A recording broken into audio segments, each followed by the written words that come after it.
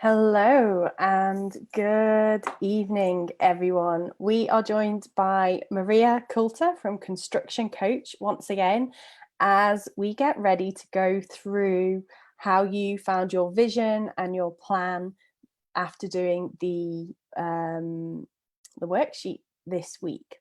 So, Maria, remind us what was in the worksheet again. Can you remember? I do remember, yes. So we had, and hello everybody, it's lovely to be here again.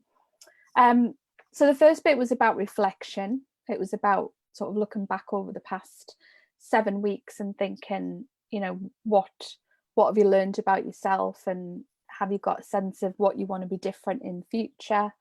Because you've gone through so many different lessons and experiences. I know there's been sort of different like visualizations and things like that. And also, you've looked at your values and everything as well. And then I got you to think about a 12-month vision. So I did a sort of guided meditation to take people through that, to see what came up there. And then also looking at the wheel of life to see, do you feel that you're in balance? Is there any areas that you feel like you want to focus on particularly? And how do you want to feel in the different areas of your life, and what would make a difference? So looking at where you are now, like what is the one thing that you could do or start to do right now that could make a big difference moving forward? So it was a few sort of different exercises to try and sort of pull everything together that you've covered over the past few weeks. Amazing. So we have Lindsay and Helen Maria who've joined us live. Hey guys, lovely Hello. to see you here. And Maria's just been recapping us on this week's workbook exercise and what was inside there for us. So we would love to know, how did you get on? Did you manage to fill out all the sections of your wheel, figure out how you want to feel? And did you get to a point of knowing what your one thing is that would make the biggest difference for you right now? I know for me, it was something very big and very obvious, but I was still slightly surprised by it somehow because I just hadn't focused on it for a while.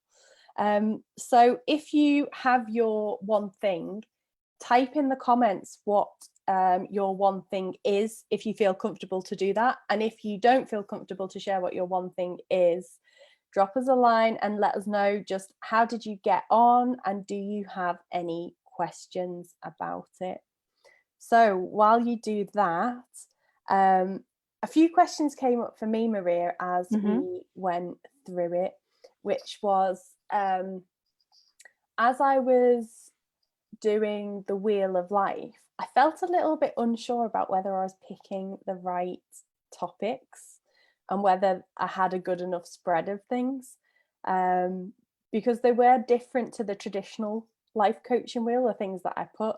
And I wonder whether the things that we put naturally are the things we most need to focus on anyway, because they're in our mind. Yeah, and I guess it kind of links with your values as well, like because your values, that exercise can highlight what's important to you, and sometimes it's what you're not doing. Because I remember years ago, when we did the ethics course and we did the section about values, like I remember one of the exercises that we got people to do around values was to sort of to do what a typical week would look like, and obviously a typical week right now is not a typical week for anybody, although to be fair, I am going to the pub later, so that's a little bit of normality going out for dinner. But so it's like thinking back to what a typical week would look like sort of pre-lockdown, and when you look at that, when you map out what a typical week would look like, how did that make you feel? So if you looked at it and you thought, oh God, I've got no time for my family, I've got no time to do the things that I love to do, like if fitness and exercise is important to you and you're not doing it, if for example, me, I actually did the values exercise this week, and one of the things that I wrote down that I love to do is dancing, because I used to do dancing years ago and I really want to get back into it again. So that was kind of one of the things that came up for me. But thinking about, you know, what you love to do. So I think the wheel of balance, or the wheel of life, can be made up of the, you know, your values can sort of feed into that, and what you really love to do, what really sort of gives you balance, basically.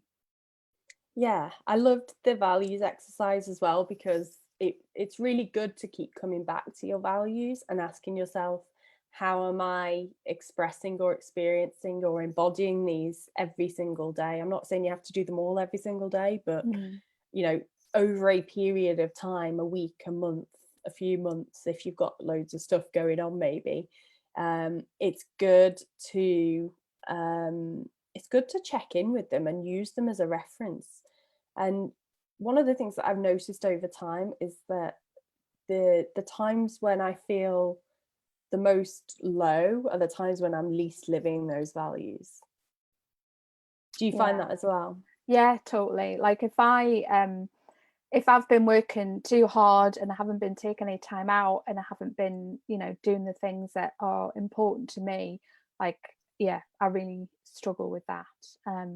But I'm interested to know, so when you looked at the areas that you put on your sort of wheel of life, your wheel of balance, like, how did it feel? Did it feel like if you could make any changes in those areas that you would feel more balanced? Like, did you get like a good sort of feeling about it? Yeah, I did actually. I think the main thing for me is just with lockdown, being way less social, and like being connected and talking to people is one of my values that I really need. And when I don't get it, I get a bit grumpy. And the other one was exercise, because I've always done a lot of exercise, and during lockdown, that's totally gone out the window. You know, in the new year, I'd started going to the gym every day. I was going to my pump class and my the cycle class, the spinning class, The spinning and class, things like that. And I properly loved it, and I was really getting into it just until all this happened. So I'm looking forward to the gyms opening again. And yeah, the other areas. So I can't remember all of them off the top of my head. I should actually have had my sheet up, and I've forgotten to.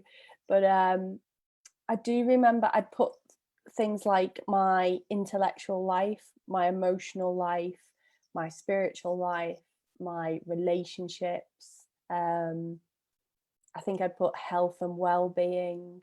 I can't remember what I put for the other few though. I know I did actually do 8 on my list. So yeah, it did feel balanced in the end.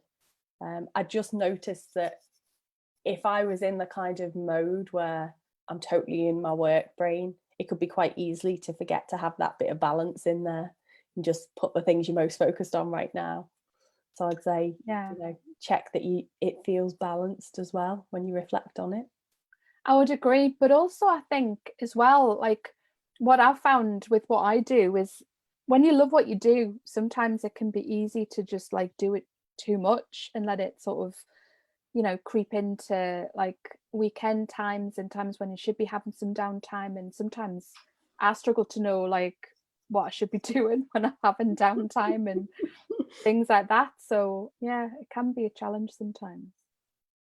So we've got a couple of comments in the group. So Lindsay says she watched the TED talk, ordered the book, and practiced the visualization a couple of times, which was really helpful. She says she hasn't quite finished the worksheets yet. What I would say is I loved the visualization. I loved the simplicity of it and the timing of it. It was just great for just really tuning in very simply without feeling like you've got to have a grand plan, which I loved. Yeah. So yeah, Lindsay, when you do get a bit further on, you can always drop Maria or I a line if you want to reflect on it. And she says she loves salsa dancing. She dances. Me too. And Helen Maria says she realized that she needs to take control of her life more. As a single mum of 4, she gives a lot and doesn't necessarily feel a thanks often. Yeah, I know a lot of people can relate to that. And so she said the wheel made her focus, but also recognize that she needs to wait for lockdown to end so she can do more and take more control and back a little bit from others. So yeah, totally with you on that one. Needing more social life as well, she says. Yeah, Yes, totally get that. definitely. So how did you all get on with breaking it down then? So for those that did finish, and if you haven't quite finished, one of the things that you do is you figure out what's the one thing from your wheel of life that would have the biggest difference on everything that you're doing.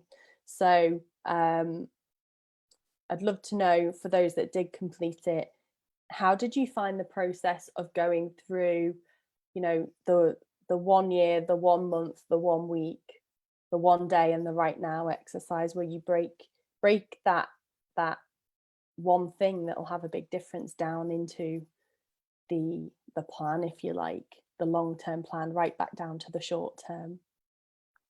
And while you guys type away at that, Maria, what was the thinking with breaking it down? I mean, I know that the timeline was part of the TED Talk, and he says, you know, have realistic expectations.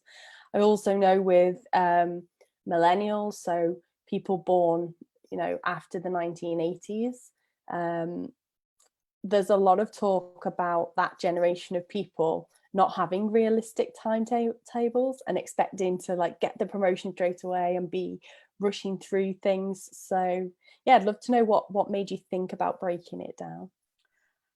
I think I think it can just be really overwhelming. You know, if you try and do too much, like if you look at something and you just think, well, you know, I need to sort of look at all areas, but if you try and look at all areas at the same time, it can just be completely overwhelming. And I also think it depends as well. Like I think sort of goal setting from a personal level is different to or I think it's a bit different to goal setting from a business perspective, because in business, with your business, you know, there might be sort of different areas that you need to look at, but again, I think it is about sort of like, what is that one thing that is going to make the difference? Like sometimes like there's just one thing that's going to kind of like unlock more things that you need to do. So I think if you sort of, you know, for me at the minute, from a business perspective, like I've got a particular goal that I want to achieve. So one of the things that's been on my list for a long time is to have a membership site. Like that's one of the goals that I want to have sort of in future. And there's lots of other things that I do sort of need to do with my business, but that is like the one thing that I really want to focus on right now. And breaking it down can sort of help me decide, well, what do I do in this minute? So like for me, I'm listening to a lot of podcasts at the minute and lots of like inspirational stuff that's going to help move me forwards. So helping to focusing it on that and breaking it down into small chunks helps me to decide, well, what do I need to do right now that can sort of help me like move forwards, basically. Mm-hmm. So Lindsay says, even without finishing, she knows that her one thing was accepting a university offer today, and she feels like she's kickstarted the transition to her future. Wow, How cool that's is that? amazing. And you know, I know that she's going through a big career change and potentially looking at coming into construction, and we've been talking about that. And so yeah, congratulations, Lindsay. Well done for making that choice. You know, every step often feels quite uncertain when we're going through big transitions as well. And often that fear and all the things that come up in the process. I find when you logically think stuff through and use worksheets like the one that Maria's provided, it can be so helpful for just getting the mind focused on, okay, where am I at, and what's the one thing that has to happen? What's the one thing I can do?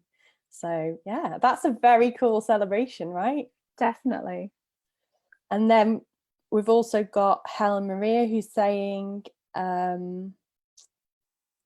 unfortunately, she can't change what she needs to right now, but she knows the plan and she knows what she's going to do.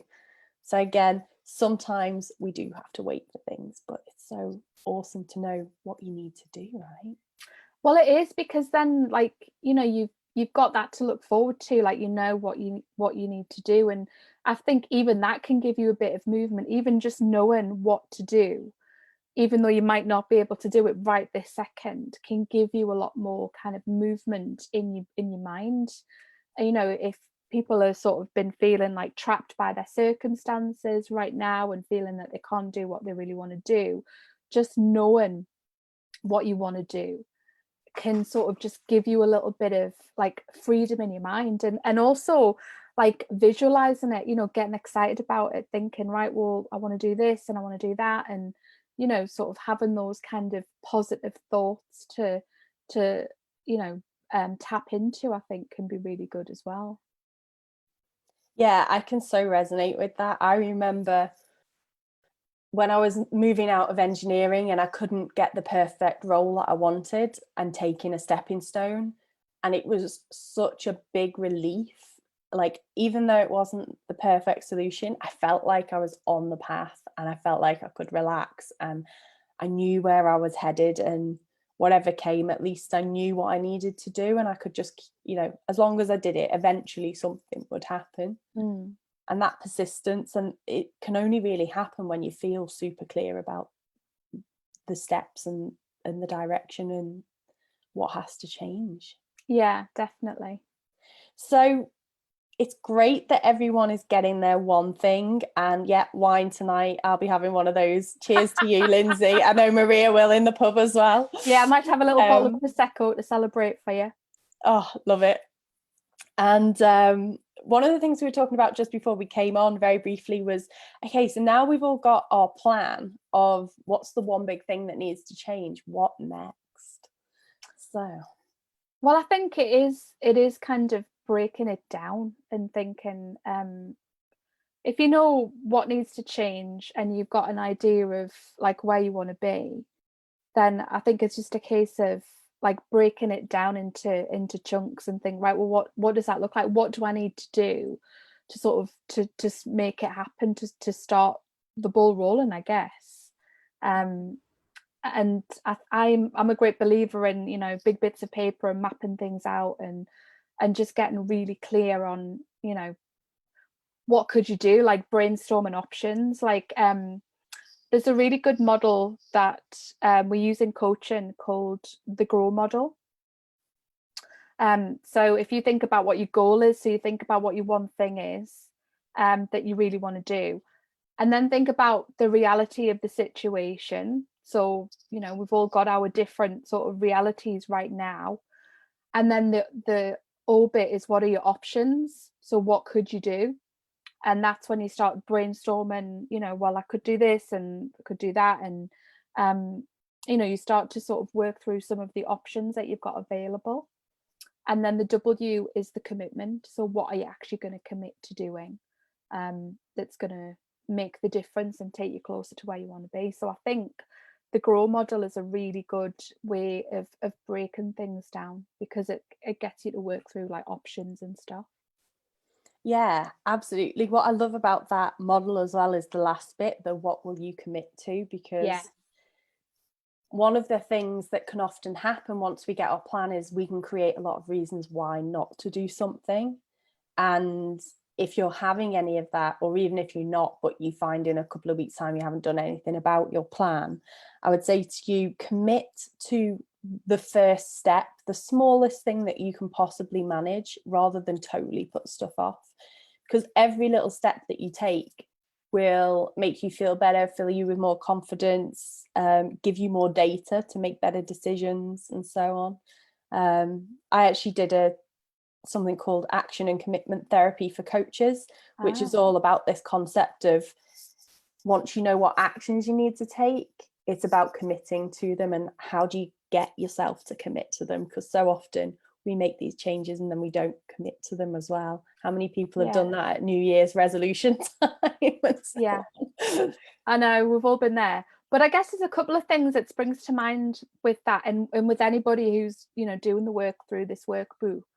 I think it's important to distinguish between like what you feel you should be doing and what you actually really want to do. Because I think sometimes, you know, depending on our circumstances, we can get caught up in what we think we should be doing. You know, so like, for example, if you're in a particular job at the minute, you know, you think, well, I should be going for that promotion, you know, because that's what people do, you know, they want to work their way up or whatever, but that might not necessarily be like the right thing for you or what's really in your heart.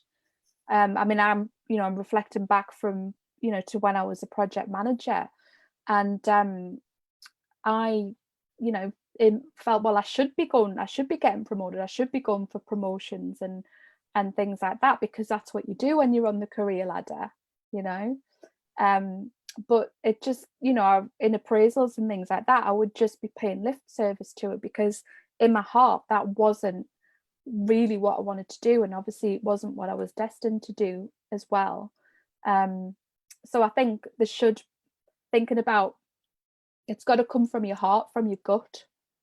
And I think all of this work, everything that's led up to now, has all been getting people to tap into their gut and their intuition. You know, there's been a lot of work that's been done on that, but also sometimes the blocks that we put in front of ourselves are the limiting beliefs, you know, the things that stop us from doing what we really want to do, like, you know. So I think working through the limiting beliefs is really important to help you sort of break through those barriers. So for anyone that doesn't know, what is a limiting belief, and what are the typical things that people go through?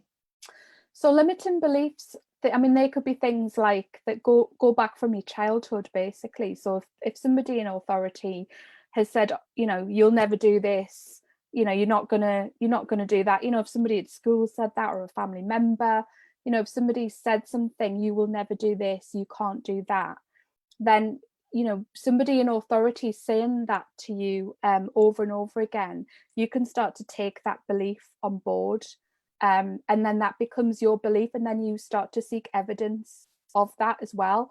So we have in our brain something called the reticular activating system, which is like a little antenna in your brain, and that kind of looks for evidence. You know, what you believe, it starts to look for evidence as well to sort of compound that fact. So that's how limiting beliefs can sort of build up. So I think it's really good to explore what limiting beliefs you might be telling yourself, and are they really true, you know, and start to sort of break through them. Yeah, I love that. And I think it echoes to some of the previous week's work that we've done around trauma and rapid transformational therapy, because sometimes those limiting beliefs can be really ingrained and we may not even have the memories to actually go back. And that's where those types of services can be super, super useful. And even if you don't think you have any blocks, we all do. And it's a constant process of evolution. That's why my business is called Evolving Careers, because it's like we have to evolve the way we do careers, but we have to evolve ourselves in the process, right? And it's constantly peeling back the layers of the onion, and every time you get through one, there'll be more to see, more to learn, more to develop, unfortunately. Yeah, it's an ongoing thing, it doesn't stop. But yeah, Lindsay says exactly, she now knows the steps to focus on next: find somewhere to live, temporary work, etc. So that's really cool. It's great to see that you're having those breakthroughs. Definitely. And I really liked what you said there about do what you want and not what you feel you should.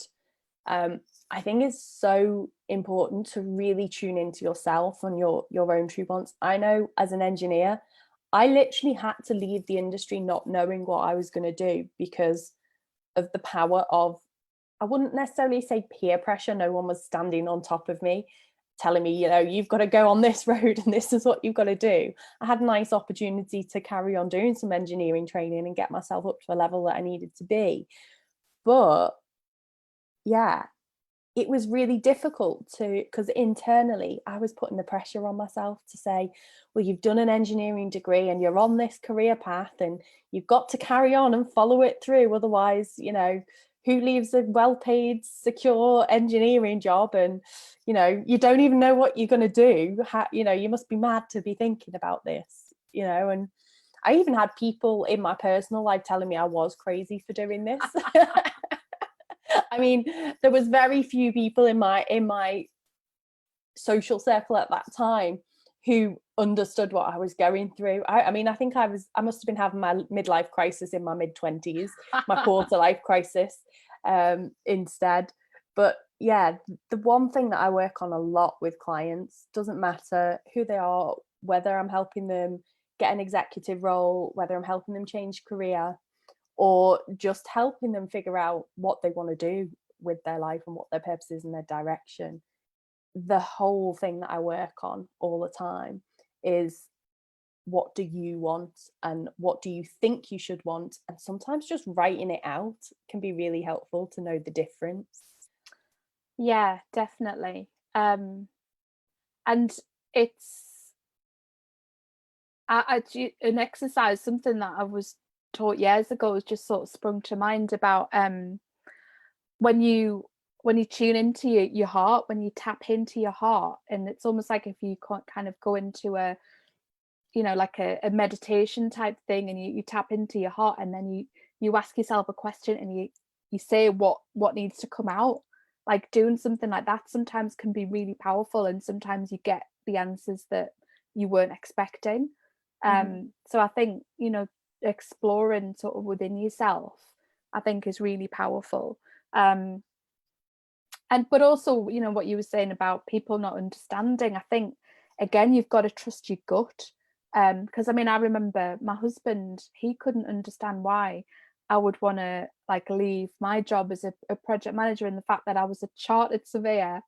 You know, he couldn't comprehend that I didn't want to be a surveyor anymore. I didn't want to be a chartered surveyor, you know, because I'd gone to uni, I'd done my professional exams, you know, I did my CPD every year, like I was as a professional, and I still got my chartership, I still keep it up to date, but he couldn't comprehend that, because it wasn't something that he would ever sort of, that's something that he would want to do. He would want to be a chartered surveyor, so he couldn't sort of quite understand. I mean, he does now, but and I think sometimes that's the challenge, isn't it, when you're making a heart-led decision rather than a head-led decision. And I think so often this is the piece that's missed out of all career development work and business development work, is the piece around, you know, some people might call it the spiritual element or the heart element, but I think it's the piece around, who are you and what do you really want?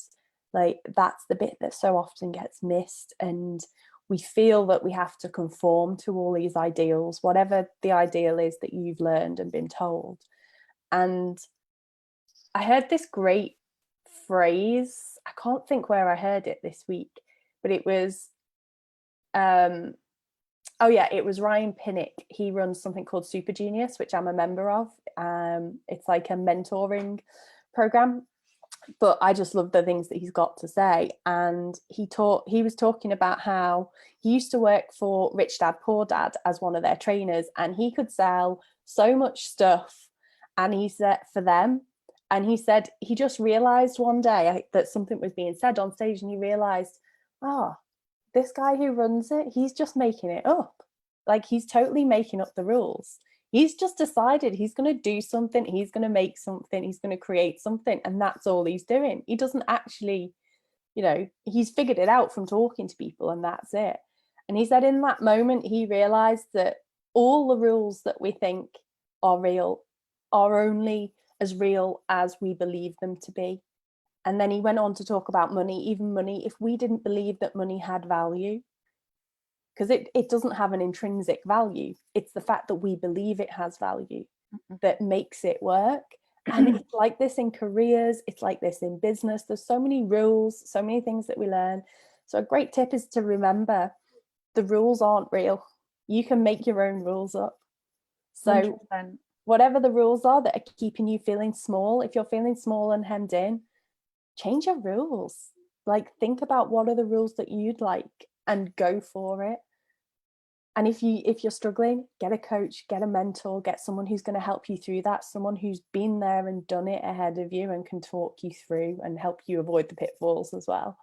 Yeah, I mean, that is so important. I think, you know, if you are thinking about a career change, or doing something a bit different, or just, you know, progressing where you are, I think when we talked about this the other day about having a mentor or having a coach or whatever, because you need to surround yourself by good people. You need to surround yourself with people that you kind of that you aspire that you could aspire to be, potentially someone who's done what you've done, or someone that you really respect, that you can sort of talk to. I think is really important, because whenever we try and change something, sometimes people can try and pull you down. They can try and pull you back down, because sometimes, and you can see it happening with friends or family members, if they think that you're trying to do something off the scale as far as they're concerned, or something big, something different, they can try and sort of pull you down, because it's like, well, if you're going off to do that, then that means I'm not okay where I am. It makes people sort of question where they're at. So sometimes people can try and put you off because they want to keep you small, and they might not necessarily realize that, but that's sometimes what happens, because then if you're at this level, then you're both in this level together, and you do find sometimes that when you do kind of progress and grow, especially the more personal development that you do, sometimes you do end up kind of sort of like just breaking away from people, I guess, and it might not necessarily be something that's intentional, but I think it's important to gravitate towards people that are gonna who get you and who are gonna support you and help you, basically. Yeah, I mean, just being around even groups like this where people are talking about making changes in their life and keeping you, having that one little bit of influence in your life that says, hey, it's okay to do what you're doing and it's okay to have those dreams. And, we've got Helen Maria saying, yeah, that's what she realizes, surrounding yourself with positive people, but you need to wait to create that space. Yeah, and I'd say, it's not just positive people, because sometimes the most positive people can still be limiting. And I would say, think about the 5 people that you spend the most time with, and particularly in a digital society, if you spend a lot of time listening to one person, like maybe on YouTube, or maybe, someone that you follow, their energy rubs off on you. So be very conscious of when people are saying stuff to you. Ask, like, the way I ask it is really simple. It's like, is this a high vibe, high achieving person? Are they qualified to give me this advice? Is this person someone who I, through my personal lens, perceive as being a little bit limited in their view, not wanting to push themselves, develop and grow to that extra mile? Because so often, out of pure love, the people that are close to you, because something would scare them if they were doing it, they'll feel scared for you. And out of love, they don't want you to try that, to risk it. They're trying to protect you from the failure. But every person that's done something fabulous they all say this one thing, and they all continuously say it, which is fail faster. The sooner you get through the pain, the sooner you figure out, okay, I'm still going in that direction, but I need to adjust, or I need to think about this way, or I need to get a mentor, or I need to have a better strategy, or I need a specific tool to get me to the next step, and so on. So yeah, I definitely think that's a great point, a great takeaway from the whole series. It's been echoed through all the lessons, I think. Yeah, and I think you've got to be there's a word I learned a few years ago called discernment, which is about taking what you need and leaving the rest. So there might be from a book a particular message that you need to get from that book. You might not necessarily need to read the whole thing. I mean, I don't know about you, but I've always got quite a few books on the go at one time. But also with people as well, there's so much information out there. There's so many people out there that we're sort of you go on Instagram and there's always somebody doing like motivational stuff, and there's a lot of stuff out there. I mean, but I think it is about being discerning and trusting your gut as well. Like if something really like speaks to you, you know, if a particular message speaks to you or a particular person you get a really good vibe from, like I think it's important to trust your gut again, and sort of see what vibe you get from people, because you know what really works for one person might not necessarily work or resonate with somebody else. So just because one person's following this particular sort of, you know, coach or guru or something like that, it doesn't necessarily mean that you're going to sort of get that same vibe from that person. Yeah, absolutely. The other thing is, I'm just reminded of, I've got so many books. I must have about 40 books around me on my desk at the moment. I'm laughing. But I'm just pulling up this one, which is Bruce Lee's Wisdom for Every Day. It's not like a book that you read through. It's like a toilet book where you dip in and out for little quotes. But it's got all these sections about life and his philosophy. He's like one of my ultimate heroes. I don't know why, I've just been fascinated with him since I was a kid. And in it, he talks about his journey to mastery. And in his journey to mastery, he says what happened for him, and he calls it self-mastery, but also the mastery of martial arts. And he says what he did is he read and he read and he read. And he talks about how all the great people read, and what they do is they take from the philosophies of all the great thinkers of the previous times, and they take what works for them and leave the rest. And that's one of his major mottos. It was like, take what works, adapt what you can, and leave the rest. And I find myself doing that with so many books. Yeah. I've got Lindsay laughing at me calling it a toilet book. Is that not a phrase? I've heard of that. I've heard of that. It's like thanks for the reassurance. No, a toilet book. It's like I mean, like there was another toilet book years ago, was The Little Book of Calm. Do you remember that one? It was kind of out in the 90s. Yeah, I think I might actually have that somewhere. Yeah, I'm sure I've got that somewhere. The Little Book of Calm, and you're meant to sort of, you know, kind of dip in and out. Obviously, make sure you've washed your hands first, you know. So true. You know, I'm actually, while I've got the books out, I'm reminded of this book, The 1 Minute Entrepreneur. One of the whole series of the 1 Minute Manager series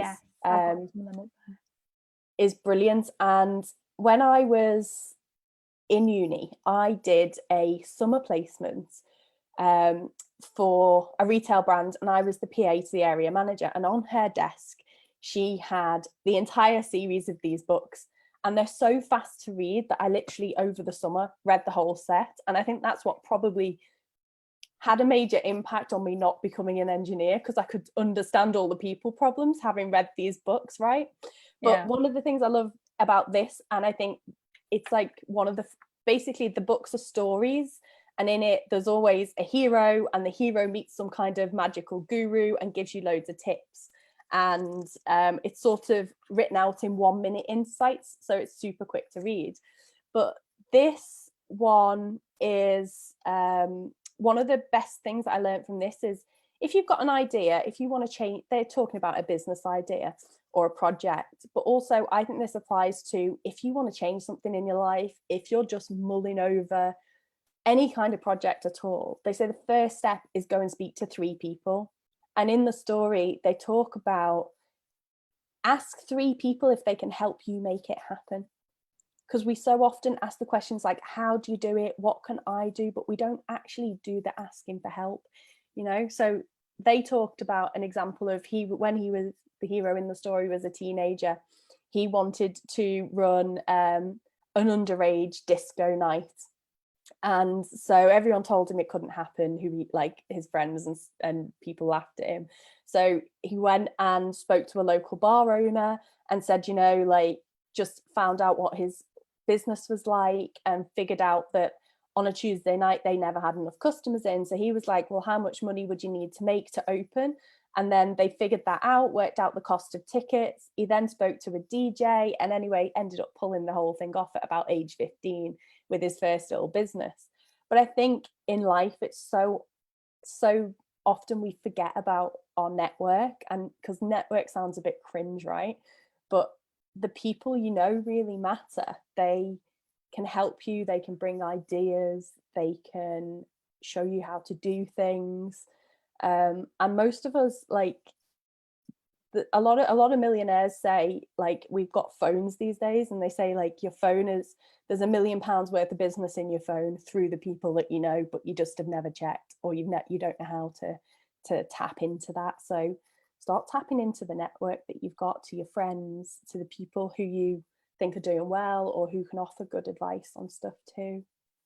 100%. And also I'd say that like visualization is really powerful as well, because sometimes, like, sort of, you know, visualizing, if you get into a daily practice, we talked about the miracle morning, I think, on the call the other day.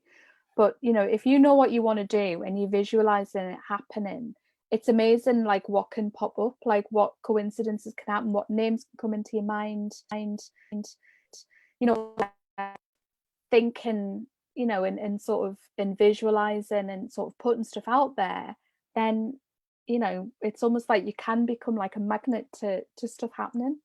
And you know, you might remember somebody that you knew years ago that you've not thought of for a while, and you just get a feeling to sort of get in contact with them. Or somebody might pop up on your, you know, your LinkedIn, or you that you've not sort of heard of from for a while. Do you know what I mean? Like, if you've got an idea of what you want to do, it's like you can open yourself up to possibilities and almost become like a, you know, like an antenna for opportunities. Like, it's amazing the stuff that can happen when you start to get clear about sort of what you want, basically. And I've definitely experienced that in my life, in my business, you know, since I got really clear on sort of who I was and what I want.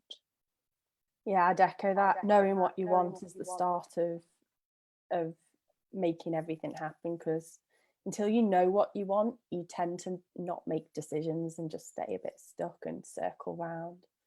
I've also got a question in the group, Maria, for you. Do you take notes on what you read, and how do you concentrate on all the bits you take?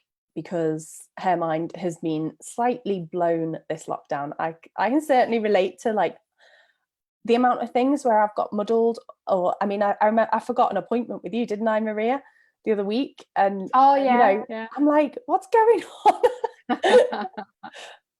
Well, so what I do is I use my Kindle, and I actually stopped buying physical books pretty much because I just ran out of room. I've got no more space. I keep looking up because that's like where all my books are. Like, I've got big bookshelves on this wall with all my books. So I use a Kindle, and you can highlight stuff on a Kindle in the same way that you could highlight stuff in an actual book. But also what's great about that is you can get a Kindle like app for your laptop. So you can download a Kindle app. So I don't know where you get apps from. Like, I've got a Mac, so I get it from, but if you've got Android or whatever, you'll be able to get an app for your Kindle on your computer. And then when you open that up, you can actually see the highlighted bits. So you can, like, click on something in your Kindle, it brings up the bits that you've highlighted. And I find that really useful if I'm using books for like a workshop I'm doing, or if I'm doing a webinar, or if I'm writing some content or whatever. Then I find it really useful to sort of see what I've highlighted electronically, rather than have to like go through everything. And you can go through the book really quickly visually on your screen as well, and see the bits and skip to the bits that you've highlighted and the pages that you've bookmarked as well. So I've found that really, really useful. Can you search on that, Maria, as in, like, inside the book, can you type a search word? Yeah, I'm pretty sure that you can type a search word, yeah. Because in the same way that you could, like, a PDF document. Yeah, because I know that's my biggest nightmare, is I always think, I know I read that in that book, but then can I find it in the bunch of pages? Even though, like, Yeah. I do mark books up. We've got Lindsay as well. She's saying she started marking up books. She used to keep them immaculate, but now she's underlining and making notes, and, you know, to find key points over and over again. We actually talked about this the other week, Maria and I, because I'm still on paperback, right? And I'm a big journaler, so I've journaled for years and years and years since I was a teenager in paper, and I just love that feeling of writing. And so I've been very much against going digital, but I have to say, transferring my journaling over to digital has been amazing, because then when I want to remind myself of things or look something up that I was thinking, I can just do the, Control F and find it. And I think I was saying to Maria, I've got to get myself one of these nice Kindles now, because I've bought them for other people as gifts. And I'm thinking, yeah, I should so do that. Oh, I love mine. I love the instant. I mean, I love it. Like if, I can download something instantaneously as well. Like if I don't have to wait for it to come, I can get it if I want to read it, which is really good. The other thing that I would say about, the point, one of the question, where was it? Let me just come back to it. One of the question points was, how do you concentrate all the bits that you take? In the past, I used to actually have a book, a paper-based book, like a journal, that I would write quotes in. Anything that I read that I thought was literally amazing in a book, I would write it in. And then later on, it went to my phone, just in notes on, I've got an iPhone, there's a little notepad on it, and I just stick it all in there. So when I want to find something interesting, if I need to write a quote or want to talk about a topic, I can flick through there and find things that have like really sparked me in the past. And I think, I can't remember where I read it. Maybe it was in the 1 Minute Manager series, or maybe it was on YouTube back in the early days. I'm talking like 15 years ago now, something like that.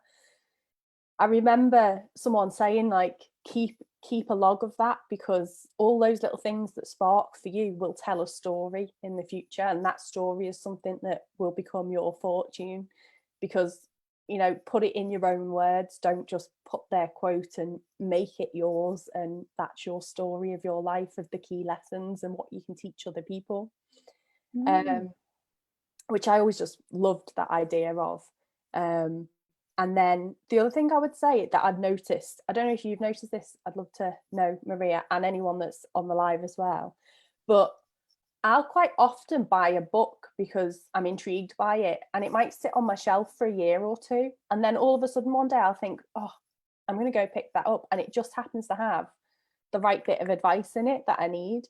So I think one of the things I've learned over time is you don't have to try and condense everything and remember everything in a book. The things you need right now will stick, and the things that you need in the future, you'll be prompted to come back to that book if you need to. Like, it'll find its way back to you. Just trust the universe. The subconscious brain remembers everything that you read, everything that you see, everything that you hear.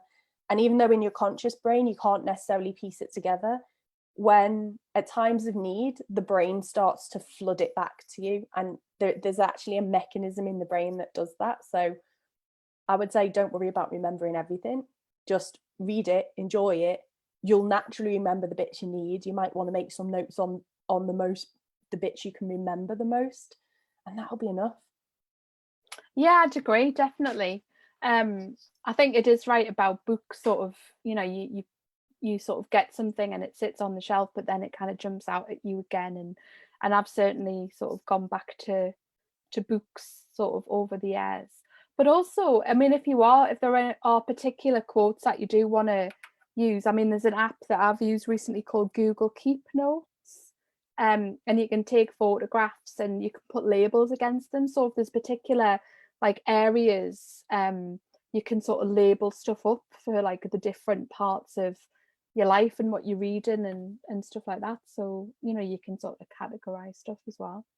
Yeah, I love Google Keep, especially for random links or videos that I've seen online, because you can literally just store the link and you can put it in a category. Whereas I know you can watch YouTube and you can create a playlist and you can give it a title, but I don't know if you're like me, but I watch and read that much that my lists are endless, and then I can't blooming find anything in there. I'm the same, 100%. So we've got a couple more questions in the group. One is, do you have any do you have a specific app for journaling? I know you journal as well, Maria, from time to time. I do journal, but I'm paper and pen. So I don't use I'm the opposite. I read electronically and I write on paper. So wow, opposite to me, totally. yeah. So I don't use an app. I've tried a few apps, but I actually really haven't liked them. So what I now do is I do it in Google Docs, because I've always got access to it anywhere. Like if I'm on a train, I can just log in on my phone.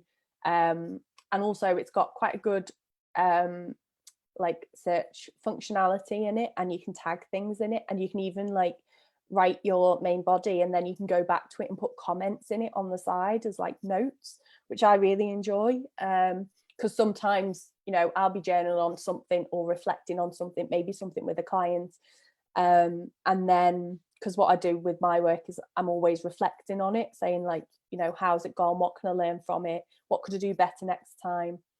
And then sometimes, you know, you'll have one thought on it, and then a month or a couple of weeks later something will happen and you realize, and so I'll go back to it and add a comment in, which I quite enjoy. Yeah. And I literally just put it in by date. I give each journal entry a title, and I just give it a title of like, what would I search for if I wanted to know about this, and then I just write. And what I found is it's just brilliant for when I go back to stuff and I want to search through and refresh what I was thinking at a certain time in my life or with a certain situation. It's all there. Oh, that's good.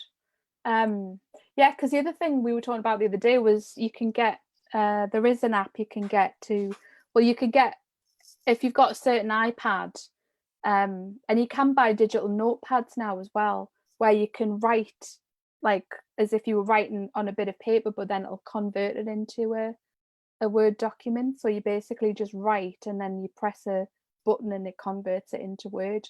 So that's something that I'll probably look into myself, because when I'm doing coaching with my clients and, you know, doing my sort of journaling, I do tend to write, but I can see the benefits of having it electronically as well. So we've got a few more comments as well. I think I might need to create a life book of my own. Yeah, absolutely, do it. Get all your life quotes in. It's amazing. There is actually another thing called Life Book that's a product where you can go through your whole life, look at all of your past beliefs, and look at your patterns and stuff. That it's quite expensive now because it's gone on Mindvalley, which I have to say I'm not really a big fan of. I think they're very expensive, and a bit, I don't know, you're kind of doing it on your own as much as they say there's community. I haven't experienced that personally, but still I think it's a super cool product, but quite long-winded, because you're going into each section of your life wheel, and they have something like when I did it, I think it was like 12 sections, something like that, and you're going through all your beliefs, a bit like we did with Tonya on the money exercise, where she says, what are your money beliefs? In the life book, you go through your life wheel and you look at your beliefs in every section of your life, which, if you're into that stuff, can be quite an interesting little adventure. But it takes, I say little, it takes a lot of time. And what I found was a lot of my beliefs were repetitive in all the sections. So you can often take from one section and think, how does that apply? Does that play out in other areas of my life? Yeah.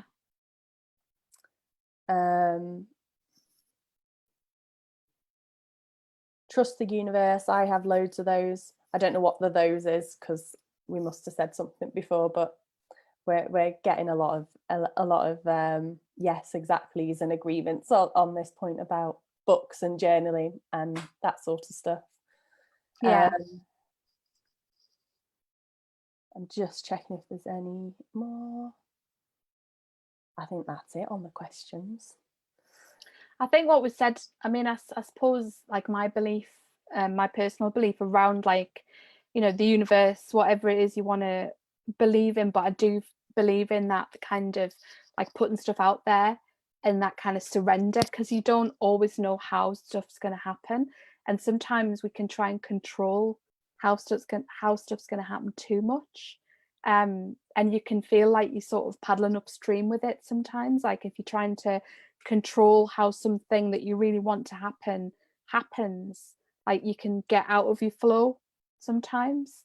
So I think it's good to kind of like surrender and just sort of put stuff out there and see what happens, because sometimes things can come out of left field that you would never expect, but totally kind of, you know, take you closer to where you want to be.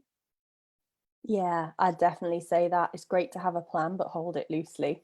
Don't grip onto it too much and don't force it.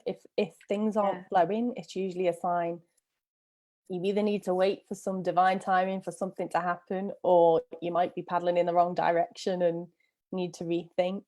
I'd say all the times in my life, and I don't know if you've had this, Maria, where I've had big blocks, where I've not been able to push forward with my plan, you know, that I wanted.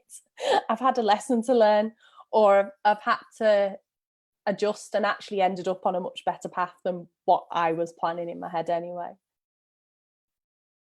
Yeah, that definitely makes sense to me. So Lindsay says, yeah, the Royal Book of Life package is expensive. Yeah, it really is. I don't know how much it is now, but I think they're now charging something like 20 grand to do a retreat and go through it. Wow. I don't know what package Lindsay's looking at. I don't know them off the top of my head. But Helen Maria, too many Marias on today's call. Helen Maria says, it'd be great if we could visit all this in 6 to 12 months time and see what's happened. So I don't know, Maria, are you up for doing that?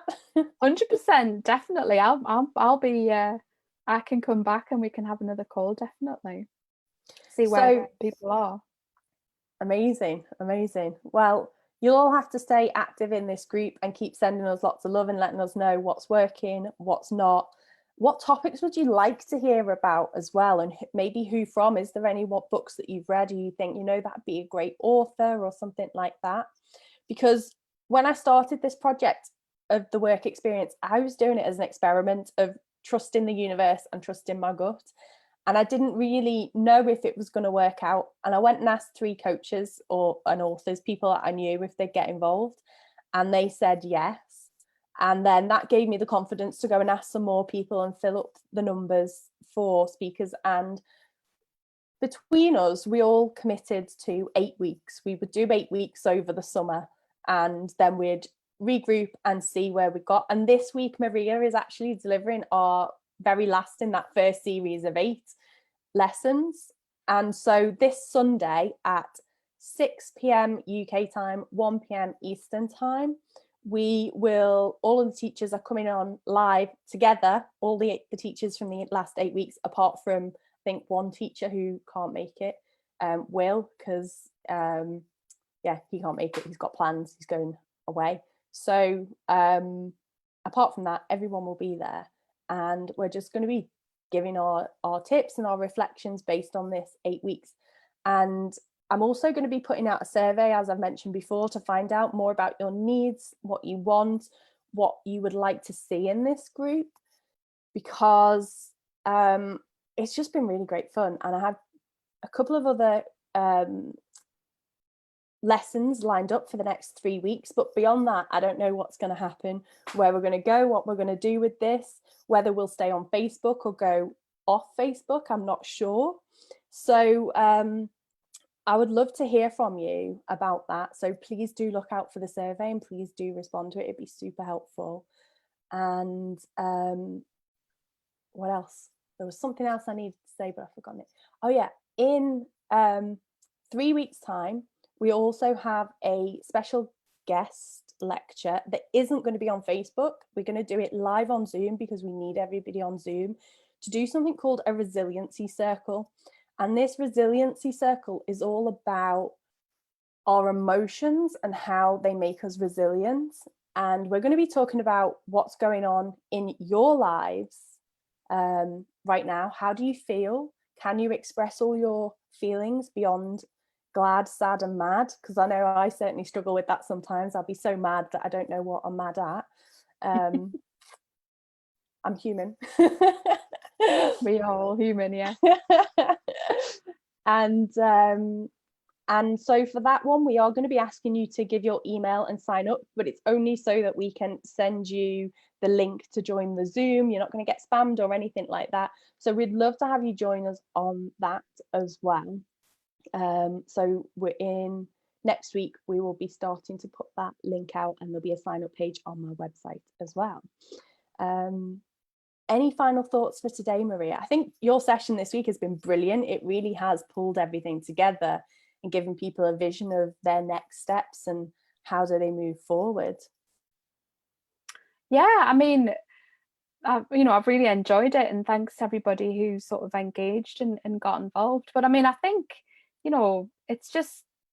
it's so important to just believe in yourself and believe that, like, things happen, and anything can happen. And if you do sort of, probably does sound a bit cheesy, but I know from my experience, like, if you have a vision, if you know where you want to go, like, stuff happens. So I think it's really important to sort of have that belief and believe in yourself, surround yourself with good people who will help you, and you can achieve all sorts. Amazing wise words from Maria, construction coach there. And huge thanks, Maria. I've really enjoyed your week, and I've really enjoyed everyone's participation. I'm so grateful that you're continuing to show up live, that you are continuing to give yourself time and space as well, because I think particularly for women, it's the one thing that we don't do enough of, is give ourselves time and space to take care of ourselves, do things for us, keep ourselves motivated and in a high vibe, and with people that are encouraging our dreams. And we often need a lot more encouragement and reassurance than men.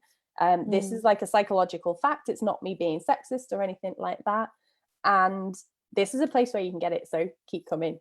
And Definitely. We look forward to doing the live on Sunday. I hope you can find time to join us, or at least watch the replay, and you'll be seeing Maria and all of the other amazing teachers, same time, same place then. Yes, have an awesome few days, and thank you everybody for being on the call this evening. Thanks everyone, take care. Bye. Bye.